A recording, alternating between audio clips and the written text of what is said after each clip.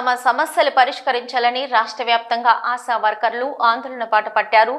ఈ నెల 15న నిర్మల్ జిల్లా కేంద్రంలో ప్రారంభమైన ఆశా వర్కర్ల బస్సు జాథా ఈ రోజు పెద్దపల్లి జిల్లా గోదావరిఖని పట్టణానికి చేరుకుంది. ఈ సందర్భంగా ఆశా వర్కర్లు అంబేద్కర్ విగ్రహానికి పూలమాలలు వేసి నివాళులర్పించారు. అనంతరం కార్పొరేషన్ కార్యాలయం సమీపంలోని రహదారిపై నిరసన ప్రదర్శన చేపట్టారు. ఈ సందర్భంగా ఆశా వర్కర్ల సంఘ రాష్ట్ర అధ్యక్షురాలు జయలక్ష్మి మాట్లాడుతూ ఈ నెల 31 వరకు హైదరాబాద్ చేరుకొని పెద్ద ఎత్తున బహిరంగ సభ నిర్వహిస్తున్నామని అన్నారు.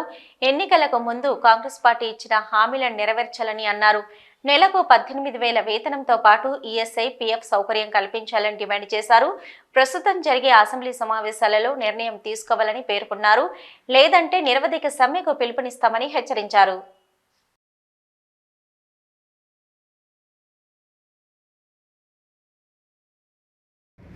తెలంగాణ రాష్ట్రంలో ఆశా వర్కర్ల సమస్యలు పరిష్కరించాలని కోరుతూ ఈ నెల 15వ తేదీన నిర్మల్ జిల్లాలో ఆశా వర్కర్ల రాష్ట్ర బస్సు జాథాను ప్రారంభించాం. ఈరోజు గోదావరిఖని ప్రాంతానికి ఈ జాథా చేరుకున్నది. అన్ని జిల్లాలు తిరుగుతూ ఈ నెల 31వ తేదీన హైదరాబాద్ ఇందిరా పార్క్ వద్ద ఈ సభ ముగిస్తుంది. ఈ జాథా సందర్భంగా ఈ రాష్ట్రంలో అధికారంలో ఉన్న కాంగ్రెస్ ప్రభుత్వాన్ని మేము ప్రధానంగా అడుగుతున్నది ఏంటంటే, ఆశా వర్కర్లకి ఫిక్స్డ్ వేతనం 18,000 నిర్ణయించాలి. ఇప్పుడు జరుగుతున్న అసెంబ్లీ సమావేశాల్లో ప్రకటించాలని మేము ప్రధానంగా డిమాండ్ చేస్తున్నాం.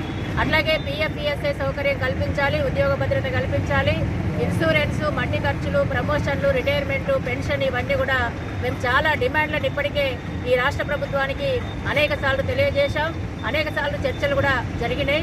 కానీ జీవోల రూపంలో మాత్రం, అమలు రూపంలో మాత్రం అవి రావట్లేదు. ఆ విధంగా నిర్దిష్టమైన నిర్ణయాలు చేసి జీవోలు వెంటనే విడుదల చేయాలని మేము ప్రధానంగా డిమాండ్ చేస్తున్నాం. ఈ ప్రభుత్వం అసెంబ్లీ ఎన్నికల సందర్భంగా మాకు అనేక హామీలు ఇచ్చింది.